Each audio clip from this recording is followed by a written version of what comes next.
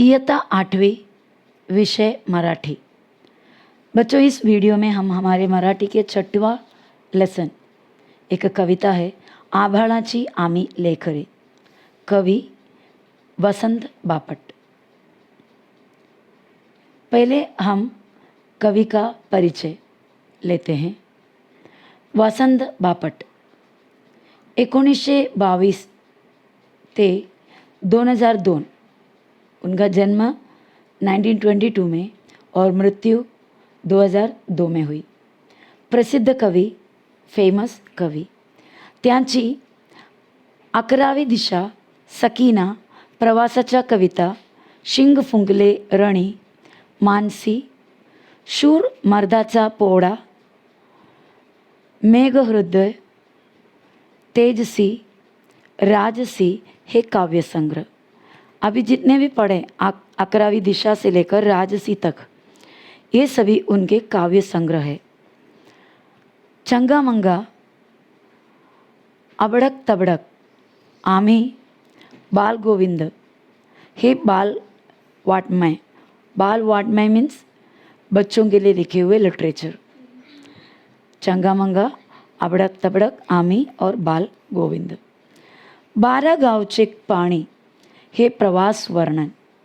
प्रवास वर्णन का मतलब ट्रैवलॉग, कोई एरिया में, कोई दूसरे जगह में घूमने के बाद वहाँ का वर्णन करना, और वैसा जो बनाने वाली जो बुक है उसे प्रवास वर्णन कहते हैं। इत्यादि पुस्तकें प्रसिद्ध आहेत। ऐसे पुस्तक उनका फेमस है। सर्व माणसे निसर्गाची लेकरे आहेत। सभी इंसान निसर्ग यानी नेचर का लेकरे आहोत। लेकरे मतलब बच्चे। या कष्टकऱ्यांमध्ये माणुसकीचे नाते अभंग असल्यामुळे कष्टकरी मतलब मेहनत करने वाले, राबणारे, मजदूर लोग, किसान लोग, इनके अंदर माणुसकीचे, इनके बीच में माणुसकी, इंसानियत का नाते, रिश्ते आहेत। कसं आहेत? अभंग, अतूट रिश्ते आहेत असल्यामुळे त्यांच्यामध्ये कोणत्याही प्रकारचा भेदभाव नसतो। इंसानियत का अतूट रिश्ता इन कष्टकऱ्यांमध्ये आहेत म्हणून त्यांच्यामध्ये कोणत्याही प्रकारची भेदभाव नसतो। कोई भी किस्म का भेदभाव उनके बीच में नहीं है, पार्शियलिटी नहीं है।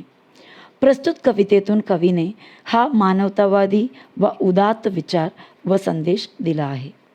तो ये जो कविता है उसके ज़रिए हमें ये मानवतावादी बहुत ही अच्छे विचार को, संदेश को हम तक पहुंचाने की कोशिश किए हैं। प्रस्तुत कविता शिंग फुंकले रणी या काव्य संग्रहातून घेतली आहे। हमने यहाँ पर उनके प्रमुख काव्य रचनाओं के बारे में नाम लिए थे, देखे थे। उसमें से एक है शिंग फुंकले रणी। उस बुक में से लिया हुआ कविता है आभाळाची आम्ही लेकरे। आभाळाची आम्ही लेकरे, काळी माती आई, जात वेगळी नाही आम्हा व धर्म वेगळा नाही। कवि कहते हैं कि आभाळाची आम्ही लेकरे, किसका कहने जैसा इधर लिखा हुआ है? कष्टकरियांचा। कष्टकरी लोग, मजदूर लोग, किसान लोग, मेहनत करने वाले लोग यहाँ पर बोलते हुए इस कविता में बता रहा है।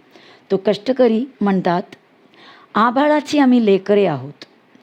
आभाळ यानी आसमान, हम नीले आसमान के बच्चे हैं, जो बारिश को बरसाने वाले आसमान के बच्चे हम। पाऊस पडणाऱ्या आभाळाची आम्ही बाळे आहोत। काली माती आई मतलब हमारी माँ काली माती है। मतलब क्या है? जो हमें अन्न देने वाले जो धरती है वो धरती हमारी माँ है। जात वेगळी नाही आम्हा धर्म वेगळा नहीं। सिर्फ इतना ही हमारा पहचान है। आसमान और धरती हमारे पिता और माता है। इसके अलावा जात वेगली नहीं, कोई अलग जात हमारा नहीं है, ना कोई अलग धर्म हमारा है। श्रमगंगेच्या तीरावरती कष्टकर्यांची आमची वस्ती. नाव वेगळे नाही आम्हा गाव वेगळा नहीं. श्रमगंगेच्या तीरावरती, यहाँ पर तीर यानी किनारा, काठ, नदी किनारा. श्रम यानी मेहनत, मेहनत के गंगा, मेहनत करोगे तो पसीना, घाम, पसीना बहता है. तो उस पसीना हमारे लिए इतने पवित्र है कि वो गंगा के समान है, गंगा नदी के समान है. तो श्रम के वजह से बहने वाली पसीना रूपी गंगे के किनारे हमारा वस्ती है, यानी हम वहाँ रहते हैं सारे कष्टकरी लोग. इसके अलावा हमारा कोई नाव वेगळे नाही आम्हा गाव वेगळा नहीं. इसके अलावा ना हमारे कोई पता अलग है, ना कोई गाँव नाम अलग है, ना कोई गाँव हमारा अलग है. वेगळा मतलब अलग.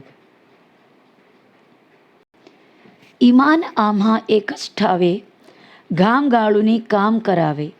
मार्ग वेगळा नाही आम्हा स्वर्ग वेगळा नाही. ईमान आम्हा एकच ठावे. ईमान, ईमान यानी निष्ठा, लॉयल्टी, ऑनेस्टी, प्रामाणिकपणा.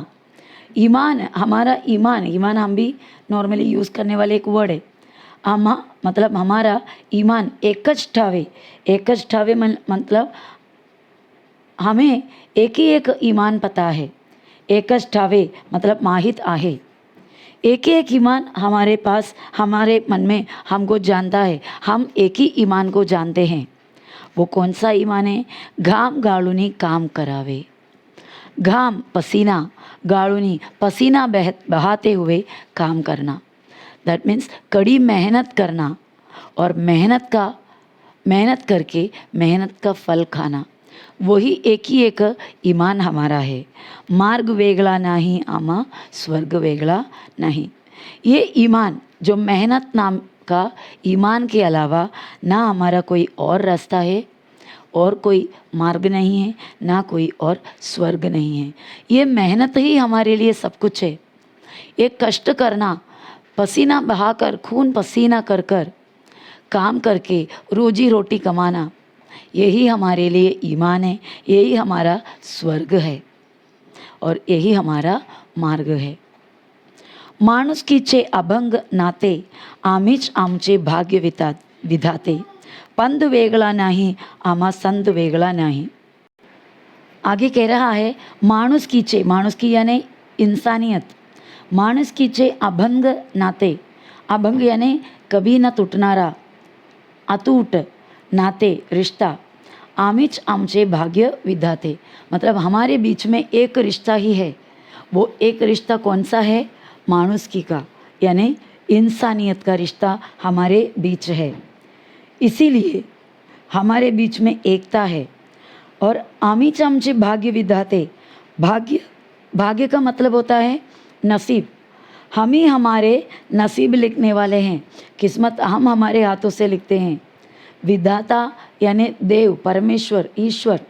हमारे नसीब लिखने वाले ईश्वर हम खुद हो. पंथ वेगळा, इस वजह से हमारा पंथ वेगळा नहीं. हमारा धर्म, पंथ यानी जो धर्म को, धार्मिक संप्रदाय को हम फॉलो करते हैं वो मानस की ही है. उसके अलावा कोई और पंथ नहीं. आमा संत वेगळा नहीं, ना ही हमारा कोई संत पुरुष अलग अलग है. कोटि कोटि है बड़कट बाहु. कोटि कोटि यानी करोड़ों, बड़कट मतलब बहुत ही स्ट्रॉन्ग, मजबूत, बाहु हाथे. जगन्नाथ रथ ओढ़ू नेवो, जगन्नाथ परमेश्वर उनका रथ को खींचकर चलाए. यहाँ पर इसका मतलब है कि पूरे समाज का कार्य सभी लोग मिलकर, भारत के कोटि कोटि जनता के, करोड़ों जनता के बड़कट बाहु, मजबूत ताकतवर हाथों से क्या करें? इस देश का उन्नति का जो रथ है उसे आगे खींचकर ले जाएं. आस वेगळी नाही आम्हा ध्यास वेगळा नहीं. आस यानी इच्छा. इसके अलावा यानी हमारे देश के लिए, हम अपने देश के लिए हमारे करोड़ों लोगों के मजबूत हाथों से देश को उन्नति में या समाज कल्याण के काम उन्नति के लिए, समाज की उन्नति के लिए काम करे, इसके अलावा कोई आस हमारा नहीं. आमा ध्यास वेगळा नहीं. ध्यास मतलब वही तीव्र इच्छा, इसके अलावा हमारा कोई तीव्र इच्छा भी नहीं. इस प्रकार माणुसकीचे नाते जपणाऱ्या, मतलब इंसानियत का नाते को हमेशा बनाए रखने वाला, जात धर्म पंथ यांचे भेद न मानणाऱ्या, इन सभी चीज़ का भेदाभेद नहीं मानने वाले, ईमानाने काम कष्ट करणाऱ्या, ईमानदारी से अपने ईमान से काम करने वाला, कष्टकरियांचे मनोगत, कष्टकरी लोगों का मन की बातें कवि इस कविते से बताया गया है.